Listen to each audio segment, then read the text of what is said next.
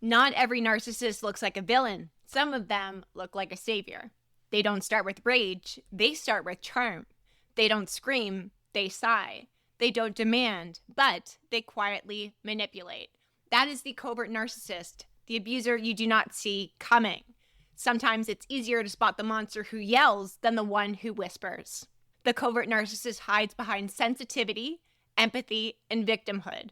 They do not blow up the room, but they do bleed you out slowly. And that is why they're almost more dangerous than the overt ones, because you can see them coming a mile away. I'm Megan Webster, an abuse recovery coach, trauma-informed strategist, and the woman narcissist hopes to never meet twice. This is the Narcissist's Worst Nightmare podcast, where we strip off the mask of abuse, break the trauma bond that keeps you stuck, build exit plans, nervous system safety, and self-trust you need to reinvent, rebuild, and redeem your life. Let's talk about the mask of sensitivity. The covert narcissist does not hook you with arrogance. They hook you with their softness. They lead with a wounded origin story. Every woman has cheated on me. My ex was abusive.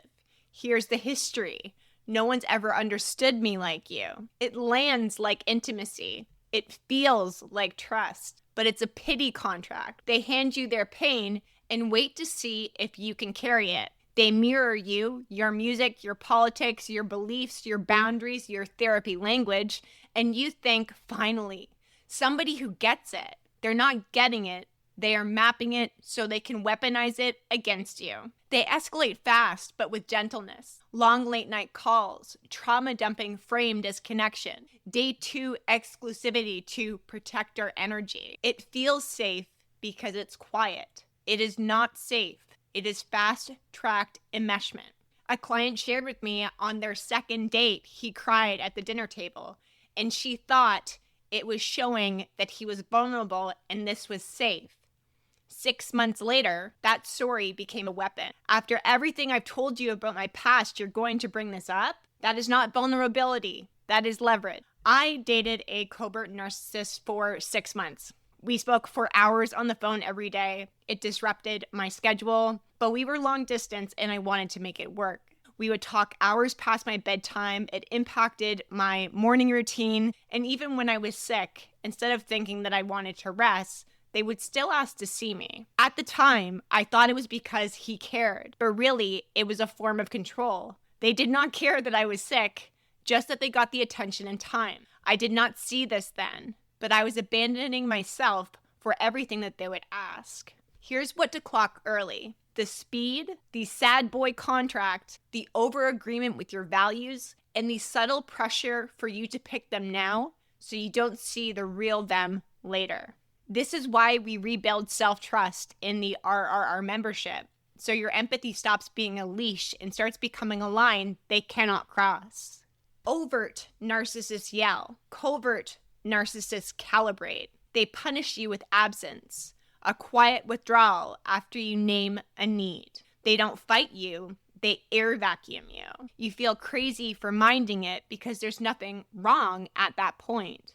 But that's the whole thing. It's plausible deniability. They don't say things like, you're wrong, you're stupid. They will say, I never said that. You're reading into it. I'm feeling overwhelmed. It's micro-gaslighting.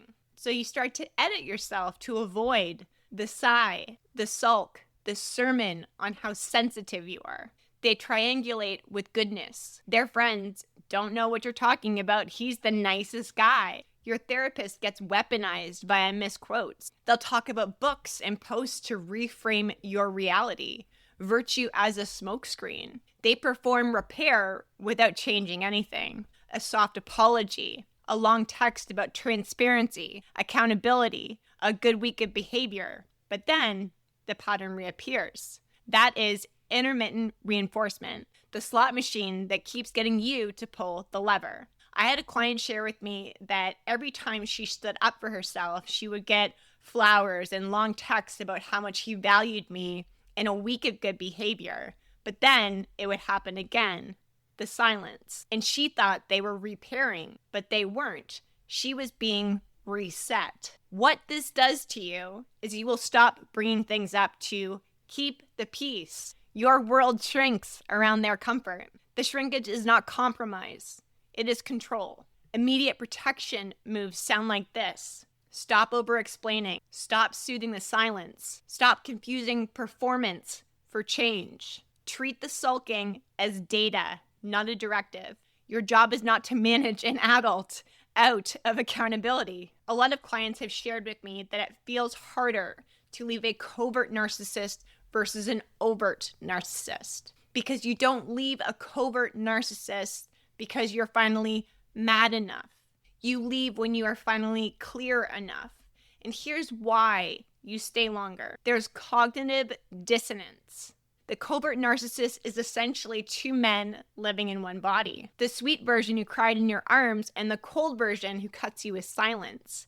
And your brain will cling to the sweeter one because that is safer to believe. If you let yourself see the cruelty clearly, you will have to admit this whole thing is a lie, and that feels too big to hold. The public halo. To the outside world, he's a saint. He's the guy who remembers birthdays, the one who posts about mental health awareness, the one your friends call a great guy. And you start to feel insane trying to explain what happens behind closed doors, because if nobody sees it, maybe you are really the problem. The intermittent relief. Just when you're about to leave, he resurrects the man you first met. He's attentive. He's affectionate. He's listening. He's texting good morning. And that resets your nervous system like a drug hit. You've forgotten the weeks, months of withdrawal because your body is starved for crumbs. Self-blame. Because there's no bruises, no screaming matches, no objects being thrown, nothing dramatic to point at, you decide the harm must be you. You're too sensitive, too demanding, too emotional, and you start rewriting reality to protect him. That's why covert abuse lasts longer. It convinces you to hold the knife and still believe you're the one bleeding by accident. Here's the savage truth. Abuse is about control, not volume. If you have to get smaller to keep the peace, you are not in peace. You're in a program. 3 months into that relationship I spoke about earlier with the covert narcissist, I can remember spending an entire weekend upset from an argument that we had about how I felt. This feels so ridiculous to say out loud. He had asked me why I was upset, how I felt, and what I had shared with him was I felt rejected. He had a very big reaction to it and then proceeded to ignore me for 2 days with minimal texting. I talked to a friend about it and she was like, Meg, I think it's just a fight. I don't think it's that bad. But I knew this was silence as punishment for sharing how I felt because he did not agree with it. When we finally spoke, he did not apologize. He stated that my ex must have done some serious damage and he is sorry about that situation. I should have left then, but I was in a place in my life where I still valued that connection and that person more than myself. 3 months later, he did the exact same thing, and I walked away, no contact, for good. This is exactly why I built Forged in the Fire, how to turn your scars into sovereignty, because you can't logic your way out of covert abuse. You need fire that burns the fog, the excuses, and the blueprint that made you think silence was safety. On October 23rd, we are going to go there. Free, live, and raw. You can't negotiate with covert control. You outstructure it. That means you stop treating his behavior as random and start treating it as predictable. Withdrawal after boundary, data. Apology without change, data. The I'm overwhelmed, I'm tired, I'm something excuse every time you ask for accountability, data. Once you name it as data, you build your exit. I had a client tell me the day she stopped waiting for him to prove it was abuse and started just acting like it was, because it is, everything shifted for her. She stopped debating and she started planning. This is what a real exit looks like. It's not drama, it's not yelling, planning, strategy, boundaries, structure with consequences you will actually enforce. Nervous system anchoring is going to be really important here too. Cold water on the wrists, flat feet on the floor, long exhales, orienting the room, telling yourself that you are safe and this is not yours to fix. This is my boundary. This is what I want for you in Forged in the Fire. Because planning doesn't just happen in theory. It happens in the room when you finally say enough. where we burn the fantasy that covert tactics are love. And you get to see with brutal clarity what you're actually up against and how you finally end it. The overt narcissist burns you fast. The covert narcissist bleeds you slow. One leaves bruises on your life. The other leaves fingerprints on your mind. Both are abuse. Both are theft. But the covert one steals what's hardest to get back, and that is your self-belief. Name the pattern. Run the protocol. Rebuild your self-trust. You do not need permission from anybody or anything to leave a quiet war. You need a plan.